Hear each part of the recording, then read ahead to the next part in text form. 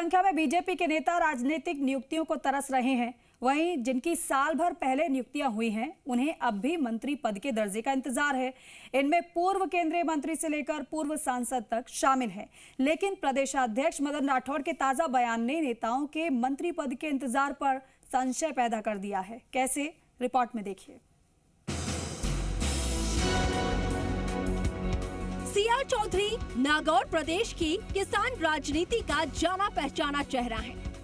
2014 में नागौर से सांसद बनने के बाद तत्कालीन मोदी सरकार में उन्हें राज्य मंत्री बनाया गया।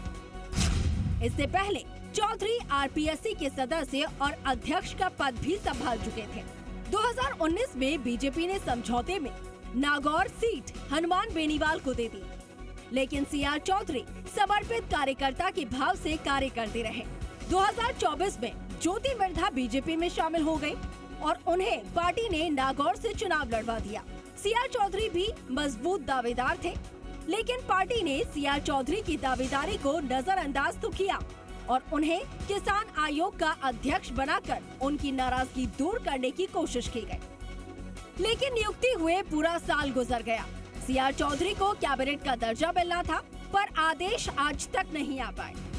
सरकार हमें जो दायित्व दिया जाता है, उस दायित्व को पूरा करना चाहिए और ऊपर वालों को सोचना है कि क्या करना क्या नहीं करना। इसके बारे में मुझे ज्यादा कुछ नहीं कहना। कमोबेश यही हाल ओम भड़ाना का है।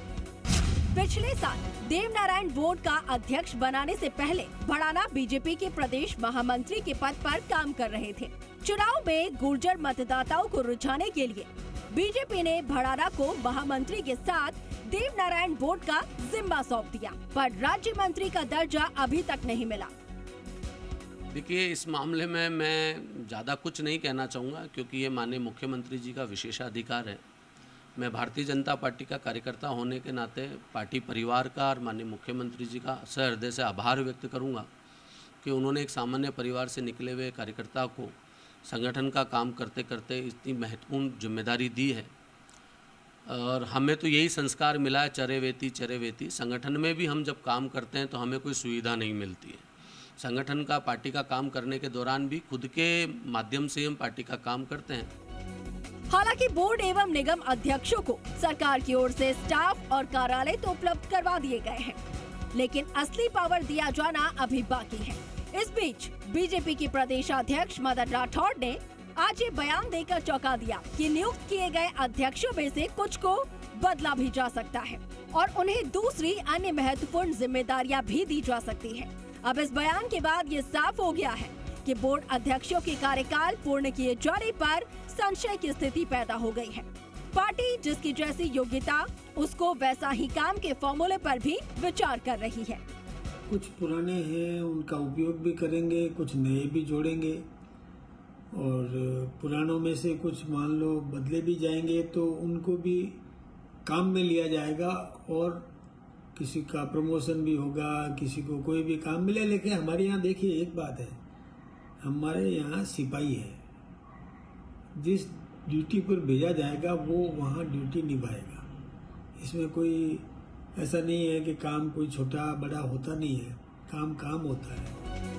बहरहाल सरकार में अभी बम्पर नियुक्तियों का होना बाकी है। सारा इंतजार नए राष्ट्रीय अध्यक्ष की नियुक्ति तक माना जा रहा है। जैसे ही बीजेपी को नया मुखिया मिलता है, नियुक्तियों से लेकर मंत्रिमंडल विस्तार तक पर पार्टी फैसला लेने में ज्यादा वक्त नहीं लगाएगी। जो बोर्ड पदाधिकारी सरकार की कसौटी पर खरे उतरे हैं, उन्हें प्रमोट करने की तैयारी है, तो जिनका काम संतोषजनक नहीं है, उन्हें सरकार दूसरी जगहों पर एडजस्ट करने की तैयारी कर रही है। ऐसे में मंत्री पद का दर्जा दूर की कौड़ी तो नहीं, बल्कि इससे कम भी नहीं। आखिर सरकार बहुत सोच समझकर फैसला लेने वाली है ताकि बेहतर प्रदर्शन करने वालों को आगे बढ़ने का मौका दिया जा सके।